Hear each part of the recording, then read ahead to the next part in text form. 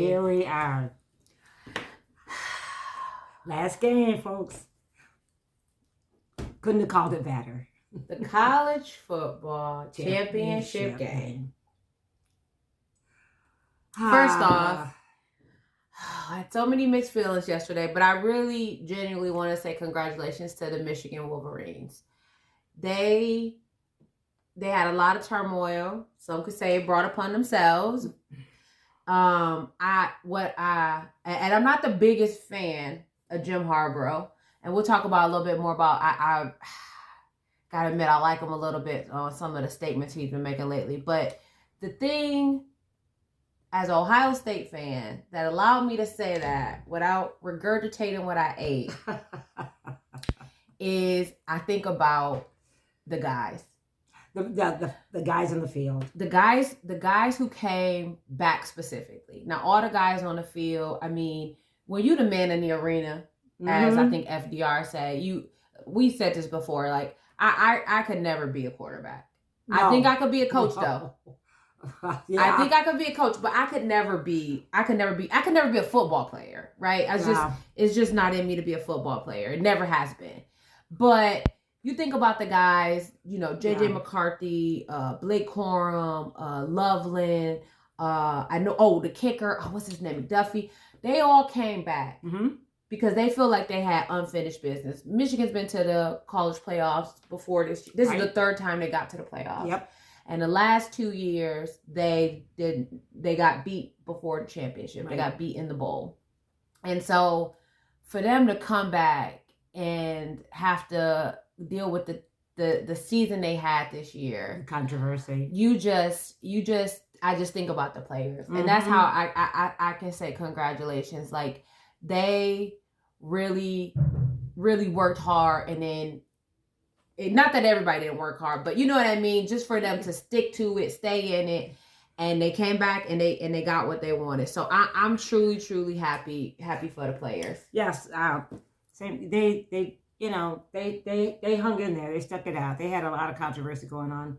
Well, mostly Jim Harbaugh had a lot of but it affects them just as well, because whatever affects your coach affects you, literally.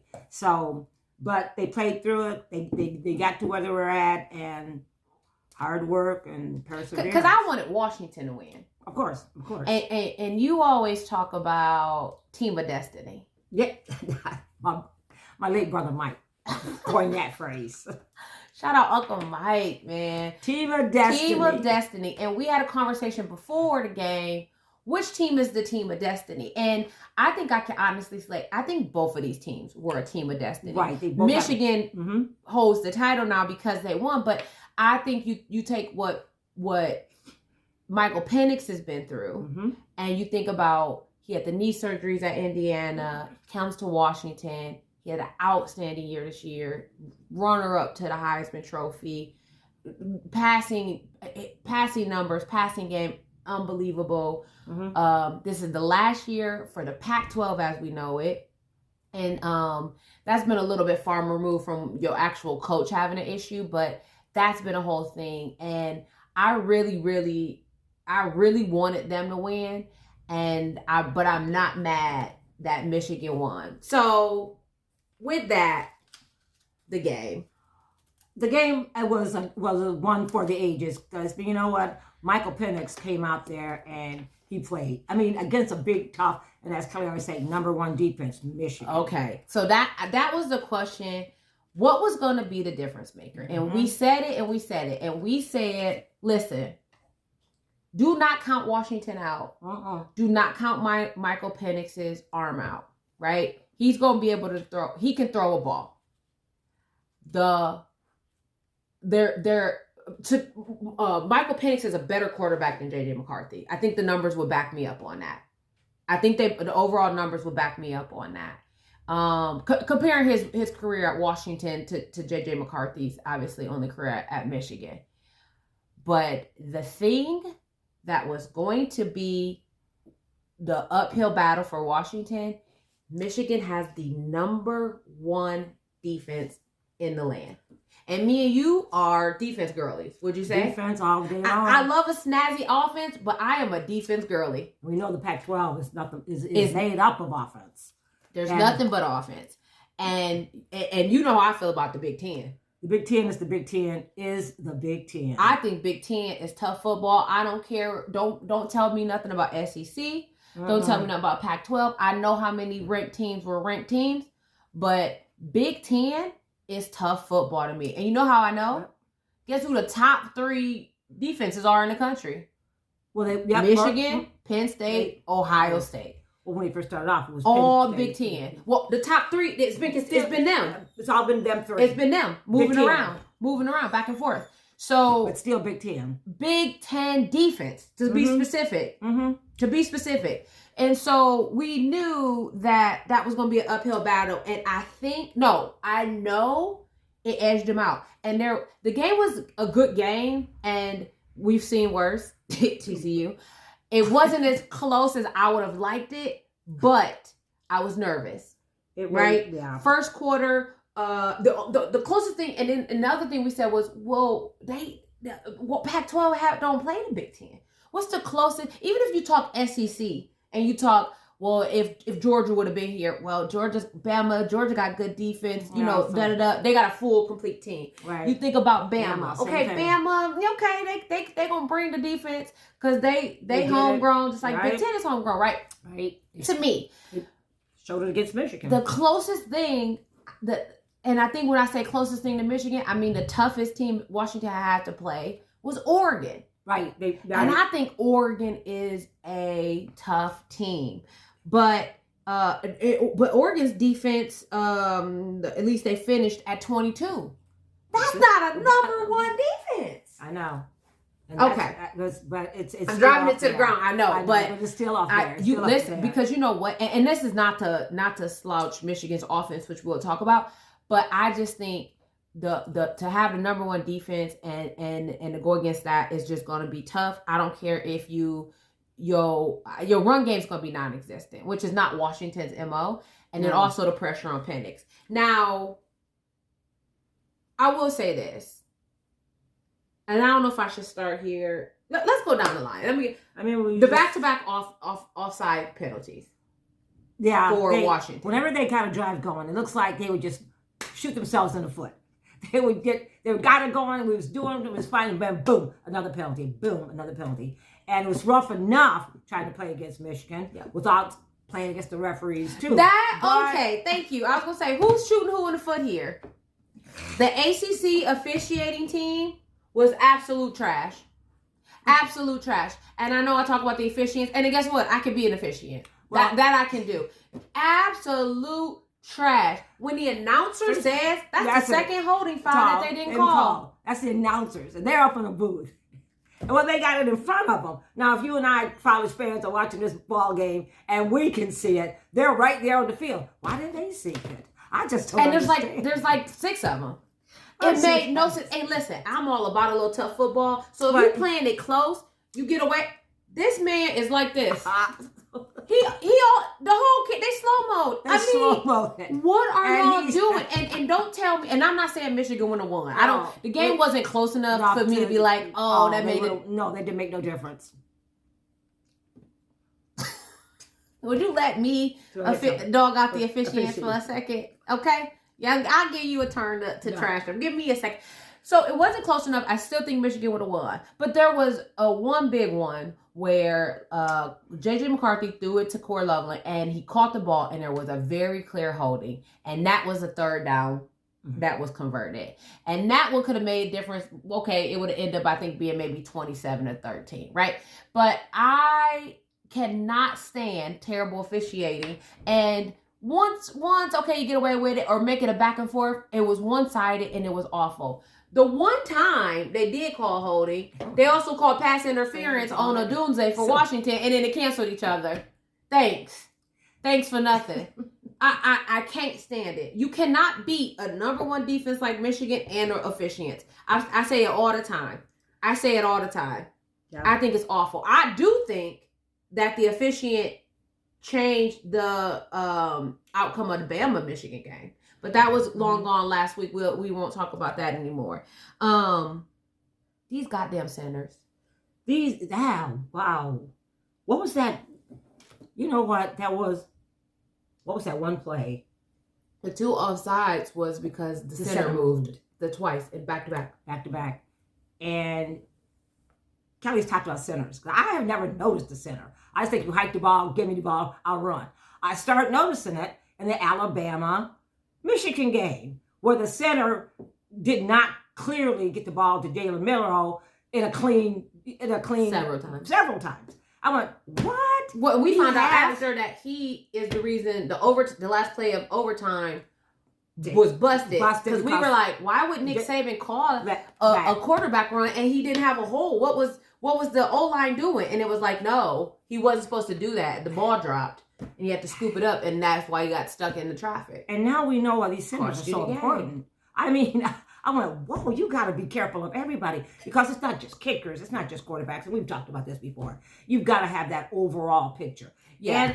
And again, like Kelly said, nothing against Washington. They came out, they played hard, they didn't give up. Yeah. But Michigan was just Michigan. I mean, they had more. Don't say a statement like that, because we just said Michigan's been here three times. Okay. And they finally did it. So it's not Michigan being Michigan. I think it was several pieces came together this year and it worked out. I think I'm gonna say this is the last time I'll say the number one defense. I also think, and I don't know if he's new or not, but I also think the offensive coordinator is very creative for Michigan. And you and I talk about that. Wasn't he the backup coach? Who's the coach when he was the coach when Harbaugh was out? That guy. Yeah. They kept showing him, and I couldn't remember his name. I don't know. I don't care, but he's very creative.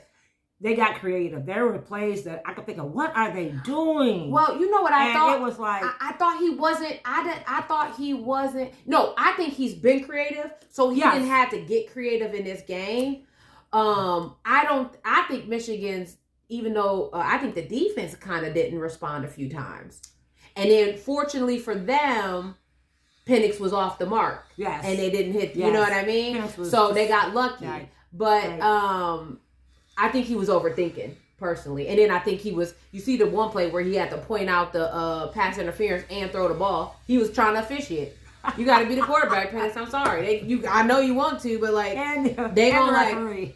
And then I thought Michigan's or Washington's coaching staff adapted very well too, especially their defense. Because I don't think the offensive coach or coordinator, whoever he was doing anything. I mean, we saw the difference in the defense when they came out.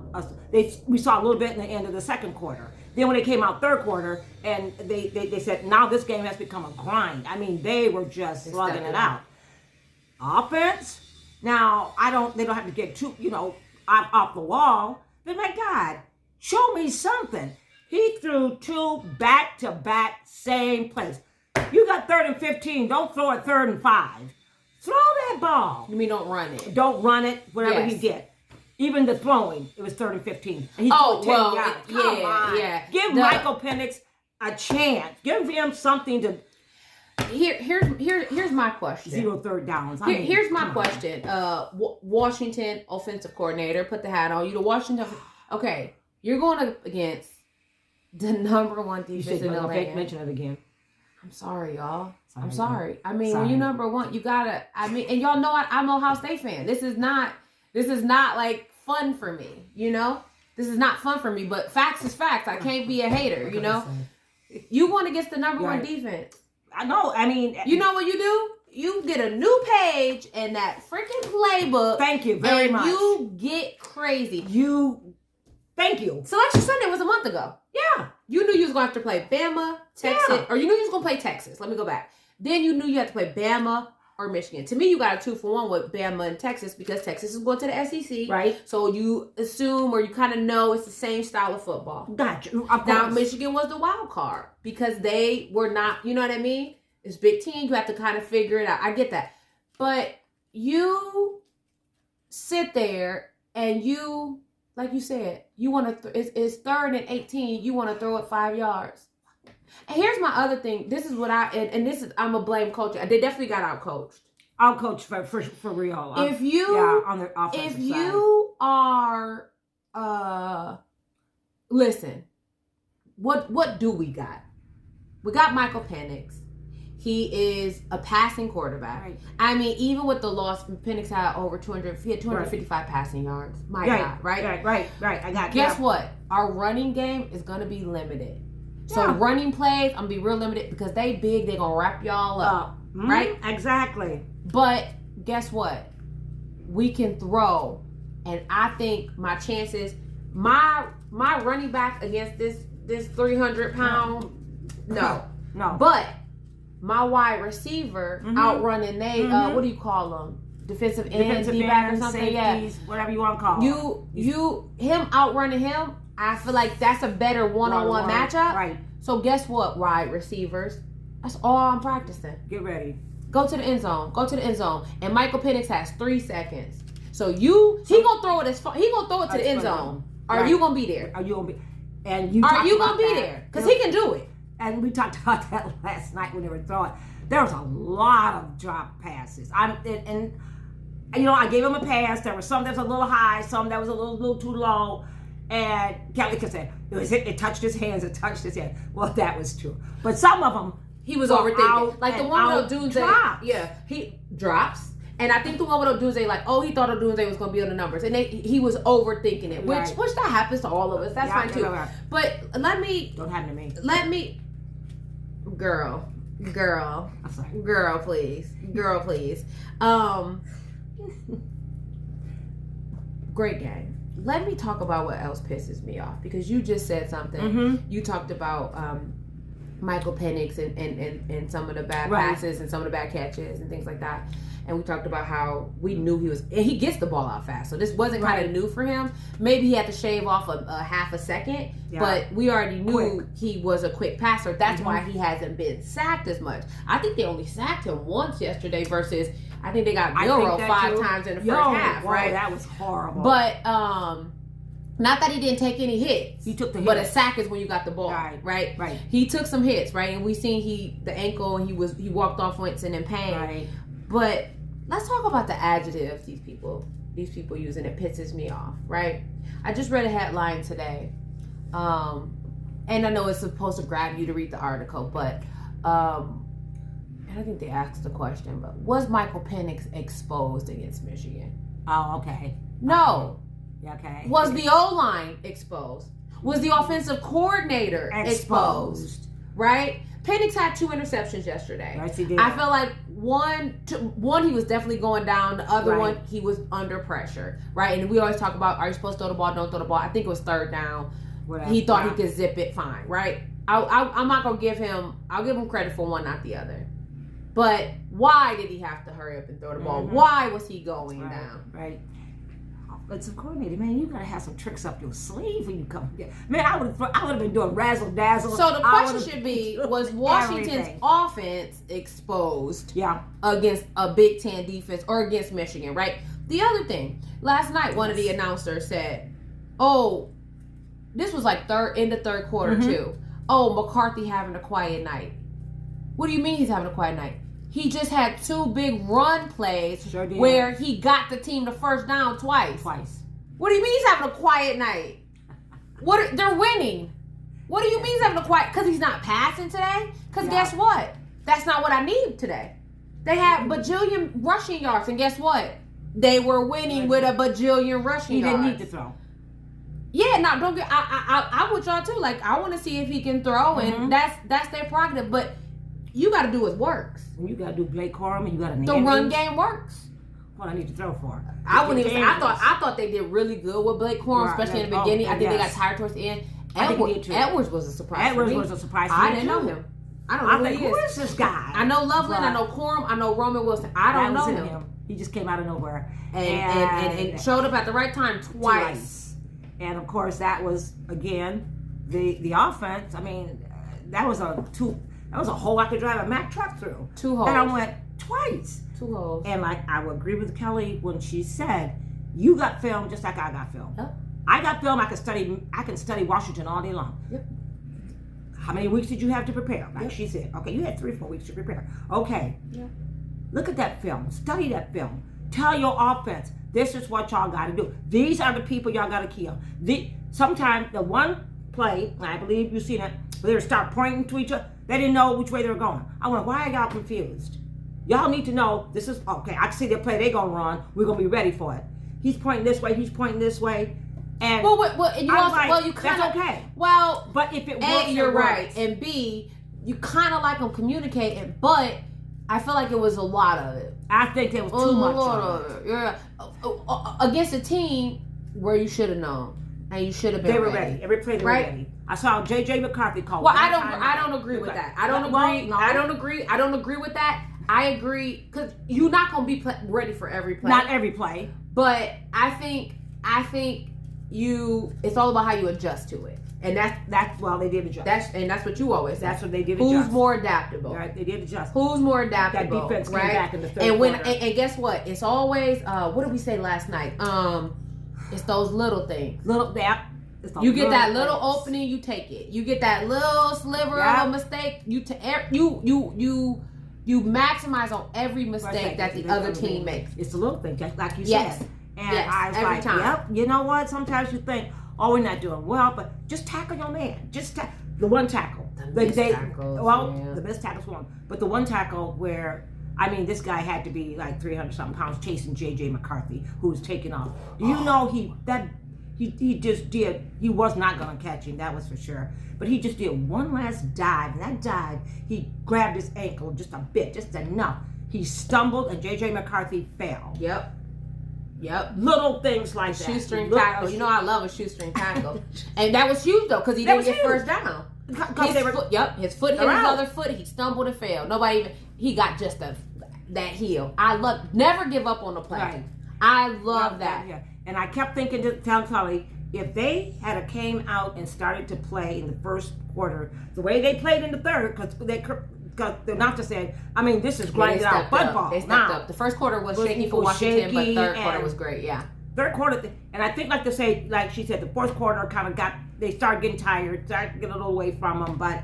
And Michael Penix got hurt. Yes. But he said he still wanted to play. He was crushed on his ribs. But okay, you shaking the camera. Oh, I'm shaking my camera. Yeah. I know. I'm getting all excited when the game is over and done with.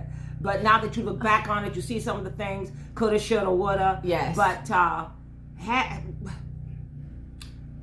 it was, to me, Michael Penix I told Kelly, did not like Michael Penix, I knew, but like she says, hey, you going up against the number one defense, he got the time he wants to have. They pointed it out, when he's pressured, he doesn't do as well when he's pressured, blah, blah, blah. And, well, I would, no, you know what, I would agree. Only thing I would disagree about is, again, because let me go back. You're right. Sorry. He doesn't do good when he's pressured. He's not used to being pressured because he normally gets the ball out so fast and his people are right there. But let me stop. I agree with you. I don't disagree. My last thing though is, at the end of the day, it's a team effort. Absolutely. When they get the trophy, it don't say Michael Penix championship. No. It says Washington Huskies or it says Michigan Wolverines. So you cannot say, oh, Penix didn't do this and Penix didn't do that, and let that be the end of it. No. Because I don't think Penix lost the game for them. No. I do not think that. I know you have to take the blame, you take the win together, you take the blame together. But I think the lack of adjustment on the offensive side was the detriment. Because like I said, defense adjusted. I was shocked by Washington's defense. In third quarter, I was amazed. I was like, holy my Michigan? God. Oh. Yes. And Michigan, I mean, not like Michigan has the number one offense. I think we talked about where the offenses lie, but I think we did. Last week. Washington's offense is better than Michigan's defense, but it's not number one. Right. That's true. Yeah. So, and I will say this before we wrap up. I think it is interesting that the era of the 4-team championship is going away, and it was bookended by the Big Ten. Yeah. Ohio State won the first one in this format, 14 format, and Michigan won the last one. Isn't that crazy? I love it. I love it. Yeah. Big Ten, because Big Ten's the best. Top And two now in the Washington's in the Big Ten, so welcome. Whoa, let me say this about that. Well, let's hold it. Okay. Let's hold it, because I got a few things for you. This is the end of the 23-24 season, Yep. but I think we got more to talk about. Well, We got to talk about the expansion of these conferences. Oh. We got to talk about how this transfer portal works. Oh, God. I think we got some things to talk about before spring training or before fall. So The we won't be officiating is back one. next week, but we could come back. Yeah. We could talk about the officiating. We could talk about that. let's talk about officiating all day that long. But before we wrap up, I don't want us to get it going yet. What was your most memorable moment from this season? Favorite words, just most memorable moment from the 23-24 college football season. Guys, there's been so many. I mean, y'all can probably rattle them off from the top of y'all head. I can't remember what I had for breakfast yesterday. But I think the one memorable moment that I ever had was that Alabama-Auburn game. What did I say? Fourth quarter. What is it? Third down. We know what you're 30-something talking yards. Only like 4 or 5 seconds. It was third and middle row. That's what third they and said. middle row. That's what it was. And third down. I can't remember the yards he had to go. But anyway. Like 30 something. 34 yards to go. And he's back there bouncing. Third down. I said there's only 3 or 4 minutes left to go. All I have to do is hold him and get the ball back. Do you know he threw that ball and got a touchdown? Crazy. That's a good one. The score, That's a good 27-20. They squeaked by. That's a good by one. a skid. Alabama squeaked by a skid of their teeth. Mine is, it's a non-football one, but it's about college football. I can't get it out of my head. It is the college game day, the day of the conference championship, when Pat McAfee leads the whole Georgia fan base in that song about coming down the track, and then says, "Give me Alabama." Oh my God, I watched that clip 20 times. I think I'm gonna watch it once we're done here. That is the funniest. Wow. That is my most memorable that was moment great. of the season. Hilarious. Hilarious. So, Gee, this has been so much fun. It has been. I'm glad we started doing this. I am too. I got one thing to say about the Pac-12. Be ready for the Big Ten, buddy, because it's going to be a ride in hell. Well, it's not the Pac-12 anymore. Well, not anymore. They're going to be Big Ten. I don't know if they're that scared.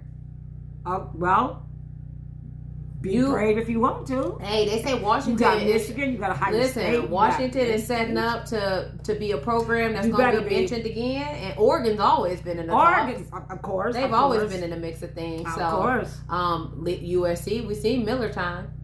Oh, that was great. There's some things, but we'll talk about it. We'll be back in a few weeks. We'll take a little break. We'll take a hiatus. We got to. I mean, this is so much we got to put together. Y'all, it's just too much this season. It's been a lot. And now I still ain't understand the portal and how the NIL works, but I'm gonna get it together, y'all. And now we got a 12 playoff team. Oh wow! I can't wait. It's like the FCS. We watched that FCS championship game. South Dakota State Jackrabbits won a championship, #1. I think next year we should start watching FCS and they played Montana. I've never heard of FCS. What, Division 2 school? No, they're not Division 2. Division 3? No, 1. They're Division 1. So we'll talk about that later, though. Let's get out of here. So as usual, I'm Kelly, like the color. I'm Gee, like the butter. This is Saturday Hangover, y'all. Like, subscribe, follow. We're not going nowhere. Season is over, but we're going to come back. We'll keep coming back, and we're going to keep telling y'all our 2 cents. That's all they worth. All right, we out of here. Adios, muchachos.